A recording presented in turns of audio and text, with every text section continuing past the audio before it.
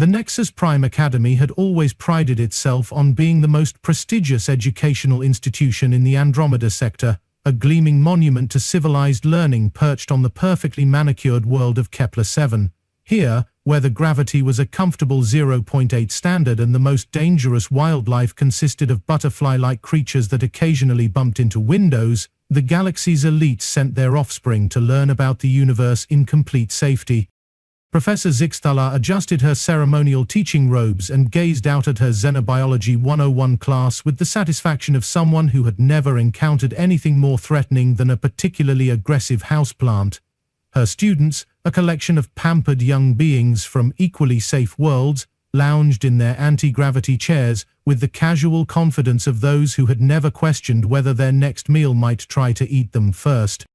"Today," she announced with academic authority, "we shall discuss the fascinating topic of planetary habitability classifications. As you know, the Galactic Environmental Council has spent centuries cataloging worlds based on their safety ratings." A student from the crystalline moon of Serenity 9 raised what might generously be called a hand. "Professor, what about those old stories about Deathworlds? My grandmother used to tell tales about planets where everything supposedly tried to kill you." The classroom erupted in polite laughter. Professor Zixthala's facial tendrils twitched with amusement. "Ah, yes, the ancient myths. Pure fiction, of course. The very concept defies biological logic. How could complex life evolve on a world where survival was constantly threatened? It's mathematically impossible." Another student, this one from the peaceful gardens of Harmony Station, chimed in. "I heard there was supposed to be a planet called Earth, where the creatures actually consumed other living beings instead of photosynthesizing like civilized life forms." "Preposterous," Professor Zixthala declared. "The energy inefficiency alone would prevent such a system from developing. No, class, these Deathworld stories are simply cautionary tales invented by our ancestors to teach us to appreciate our peaceful existence." The discussion continued in this vein for another hour, with students and professor alike reveling in their intellectual superiority over such primitive concepts. They spoke of these mythical worlds with the same academic detachment one might discuss unicorns or perpetual motion machines. Interesting from a theoretical perspective, but obviously impossible in reality. It was during this scholarly discourse that the classroom's communication system chimed with an urgent message from the admissions office. Professor Zixthala's expression shifted from academic smugness to confused concern as she read the notification. "It appears," she said slowly, "that we have a new transfer student joining us today from, well, this must be a clerical error. The paperwork says Earth." The classroom fell silent except for the gentle hum of the environmental systems. Several students exchanged glances that suggested they were wondering if their professor had finally succumbed to academic stress. "Surely that's impossible," whispered the student from Serenity 9. "Earth is just a myth, right?" Before Professor Zixthala could respond, the classroom door slid open with its usual soft hiss. What walked through that door would later be described by witnesses as the moment their understanding of the universe shifted on its axis, though at the time, most were too stunned to form coherent thoughts. The being that entered appeared remarkably similar to several known species. Bipedal, roughly humanoid, with the standard arrangement of sensory organs. She had dark hair pulled back in what would later be identified as a ponytail, and she wore simple clothing that seemed almost aggressively practical. What struck everyone immediately was not her appearance, but her demeanor. She moved with the fluid confidence of a predator, her eyes scanning the room with an alertness that suggested she was cataloging potential threats and escape routes. "Sorry I'm late," she said in perfectly accented galactic standard. "I'm Kira Volkov. Immigration processing took forever, and then I had to fill out about 50 forms for my pet transport permit." The collective intake of breath from 37 different species created a sound like a small atmospheric disturbance. Professor Zixthala's tendrils went rigid with shock. You're actually from Earth?" she managed to stammer. Kira shrugged, a gesture that somehow conveyed both casual dismissal and potential violence. "Born and raised in what used to be called Siberia. Nice place, if you don't mind the cold. Or the bears, or the wolves, or well, you get the idea." The student from Harmony Station made a noise that might have been a whimper. "Bears? Wolves?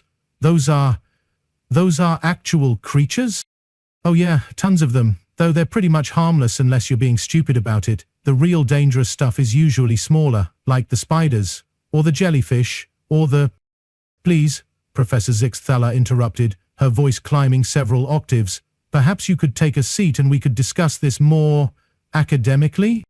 Kira nodded and moved toward an empty chair, carrying what appeared to be a small ventilated container. The sight of this innocent-looking pet carrier sent waves of terror through the classroom that would have been comical if the students weren't genuinely fearing for their lives. "What?" asked the student from Serenity 9 in a voice barely above a whisper. "Is in the box?" "Oh, this is Jasper," Kira said cheerfully, setting the carrier on her desk. "He's my emotional support gecko. University said I could bring him as long as I had the proper permits. Took 3 months to get the paperwork sorted out, but apparently I'm the first human to attend an off-world institution, so they didn't really have protocols in place." The word gecko sent Professor Zixthala scrambling for her emergency lexicon. After a moment of frantic searching, she found the entry and immediately wished she hadn't. "According to this," she announced in a voice that had lost all pretense of academic composure, "a gecko is a carnivorous reptile with specialized toe pads that allow it to climb vertical surfaces and it says here they have venom-spitting capabilities." Kira burst into laughter, a sound that somehow managed to be both melodious and terrifying. "Venom-spitting?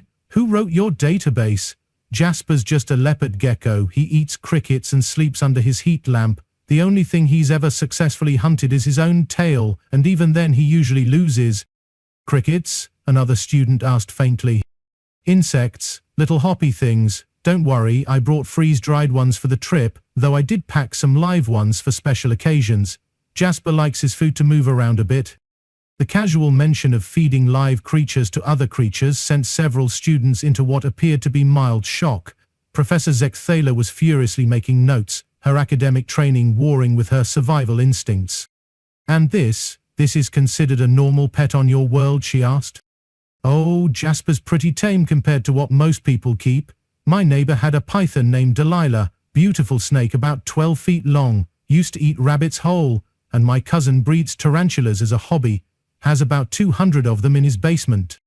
The student from Harmony Station appeared to be hyperventilating. 200 spiders? Tarantulas, technically.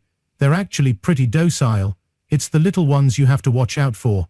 Black widows, brown recluses, Sydney funnel webs. Those guys will mess you up if you're not careful. Professor Zixthala was scribbling notes so frantically that her stylus was beginning to smoke. "And these deadly creatures just roam freely on your planet?"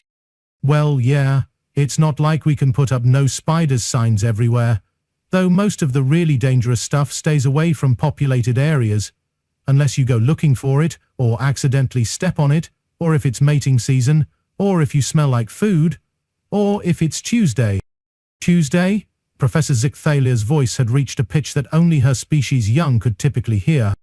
"Figure of speech. Point is, you learn to coexist. Most things won't bother you if you don't bother them, except mosquitoes. Those things are just evil."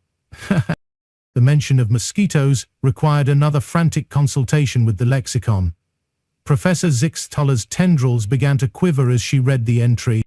"Blood-sucking parasites that can transmit deadly diseases. And they're common? Everywhere. Billions of them. Maybe trillions. They're like nature's way of saying, 'Hey, remember you're not actually in charge here,' though they're nothing compared to the really fun stuff. Ever heard of Australian wildlife?" The collective shudder that ran through the classroom was visible from orbit.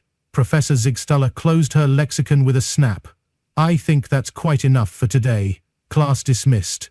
Please proceed to the nearest counseling center for trauma processing."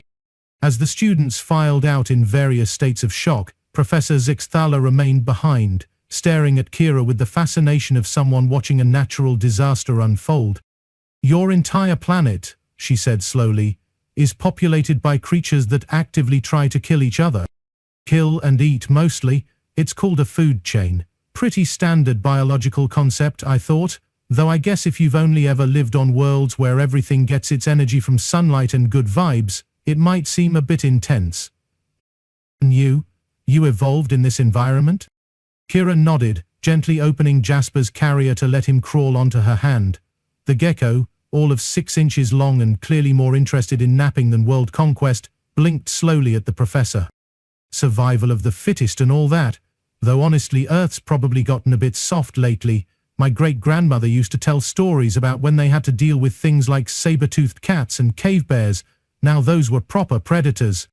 Professor Zixthala watched in horrified fascination as Kira produced a small container of what appeared to be dried insects and offered one to Jasper. The gecko accepted it with all the enthusiasm of a creature that had never considered the moral implications of its dietary choices. "This is going to revolutionize everything," the professor whispered. "Our entire understanding of evolutionary biology, planetary classification, the very nature of life itself." "If it helps," Kira said, gently stroking Jasper's head with one finger, "most humans find the universe pretty boring once you get used to it. All these safe worlds with their careful environmental controls and their non-threatening wildlife. Where's the challenge? Where's the excitement? How do you know you're alive if nothing's trying to eat you?" Within hours, news of the human student and her pet Venom spitter had spread throughout the academy and beyond. The galactic media descended on Nexus Prime like locusts, though given the recent revelations about Earth's ecosystem, perhaps that comparison was more apt than anyone realized. Academic conferences were hastily organized, papers were frantically rewritten. The Galactic Environmental Council called emergency sessions to discuss reclassifying their entire planetary safety rating system. The University of Centauri offered Kira a full scholarship if she would transfer and bring her entire pet collection. Through it all, Kira remained remarkably unimpressed with the fuss. She attended her classes, took notes on galactic civilizations, and occasionally let Jasper crawl around on her desk during lectures. The gecko, blissfully unaware of his celebrity status, continued to eat freeze-dried crickets and sleep under his heat lamp. "I don't understand what the big deal is," she told a reporter from the Galactic News Network. "Earth's really not that dangerous once you know what you're doing. Sure, there are a few things that can kill you, but that's what makes it interesting. Besides, most of our predators are pretty reasonable. They generally only eat you if they're hungry, threatened, or if you're stupid enough to get between them and their young." The reporter's mandibles clicked nervously. "And this is considered reasonable behavior?" "More reasonable than some of the politicians I've met," Kira replied with a grin that showed entirely too many teeth for comfort. As the semester progressed, Kira became something of a celebrity throughout the galaxy. Her casual observations about Earth's ecosystem became the subject of intense academic study. Her offhand comments about human survival strategies were analyzed by military strategists. Her description of Earth's weather patterns sent climatologists into existential spirals. "It's really quite flattering," she told her parents during their weekly video call. "But I'm starting to get homesick. These alien worlds are so sterile. No real weather, no dangerous wildlife, no environmental challenges. It's like living in a museum." Her mother, who was visible in the background wrestling with what appeared to be a small dinosaur, looked up from her struggle. "How are your grades, dear? And make sure you're eating enough. These alien foods probably don't have the proper nutrients." "The grades are fine, Mum, though I think I might have traumatized my xenobiology professor. She's been asking a lot of questions about Earth's ecosystem, and I think she's starting to have nightmares about the food chain." "Well, don't tell her about the time you found that grizzly bear in the garage," her father called from somewhere off screen. "She'd probably have a heart attack." "Dad, that was a black bear, and it was in the shed, not the garage, and it was only there because it was raining and the door was open." The distinction between types of bears and their preferred sheltering locations was lost on her parents, but it would have sent Professor Zixthala into another round of frantic note-taking. As the academic year drew to a close, the university held a special ceremony to honor their first human student. Kira stood on the stage, holding Jasper's carrier, while administrators praised her for expanding their understanding of life in the universe. "Through her presence here," the Chancellor announced, "we have learnt that our previous conception of planetary habitability was sadly limited. The existence of Earth and its inhabitants challenges our fundamental assumptions about the nature of life itself." Kira accepted her certificate with the same casual confidence she brought to everything else. In her brief acceptance speech, she thanked the university for the experience and mentioned that she was looking forward to returning to Earth for summer break. "I'm planning to visit some friends in Australia," she said. "Maybe do some hiking in the outback. Should be relaxing after all these safe, controlled environments." The mention of Australia sent several administrators into quiet panic. Their hurried consultations with the now infamous lexicon revealed entries for creatures with names like drop bear, inland taipan, and saltwater crocodile. The fact that these were considered recreational destinations rather than military obstacles was a concept that would require several more academic conferences to fully process. As Kira packed her belongings and prepared to leave, Professor Zixthala approached her one final time. "I have to ask," she said, "knowing what we know now about your world, how do you view the rest of the galaxy? Does our civilization seem weak to you?" Kira considered this carefully while Jasper dozed in his carrier. "Not weak, exactly, just different. You've created something beautiful here. These peaceful worlds, these safe environments, these civilizations that have moved beyond the constant struggle for survival. It's impressive in its own way. But I think you might be missing something. The struggle, the challenge, the constant reminder that life is precious because it's fragile. On Earth, every day you survive is a victory. Every sunset you see is a gift because you made it through another day in a world that doesn't care whether you live or die." Professor Zixthala's tendrils drooped thoughtfully. "And you prefer that to safety?" "I prefer feeling alive, and sometimes that means accepting a little danger." As Kira's transport lifted off from Nexus Prime's perfectly maintained spaceport, she looked down at the carefully groomed world below. Beautiful, certainly. Safe, undoubtedly. But as she settled back in her seat and checked on Jasper one more time, she couldn't help but smile at the thought of returning to a world where the weather could kill you, the wildlife considered you a menu item, and every sunrise was earned rather than guaranteed. The irony wasn't lost on her that in a galaxy full of advanced civilizations and perfectly controlled environments, the most dangerous thing in the universe might just be a human with a pet gecko and a casual attitude towards survival. Back on Earth, her friends were already making plans for her return visit. They'd heard about her celebrity status and wanted to show her some of the really interesting parts of the planet she'd missed while growing up in the relatively tame regions of Siberia. "We're thinking the Amazon rainforest," her friend texted, "or maybe the Sahara, somewhere properly dangerous to help you readjust to normal life." Kira laughed as she read the message. Normal life. As if there was anything normal about a world where the insects could kill you, the plants could poison you, and the weather could freeze you solid or boil you alive. But then again, after spending months surrounded by beings who considered a gentle breeze a serious environmental hazard, maybe normal was exactly what she needed. Jasper stirred in his carrier, opened one sleepy eye and then went back to sleep. Even he seemed to understand that they were going home to a world where survival was a daily adventure rather than a guaranteed outcome.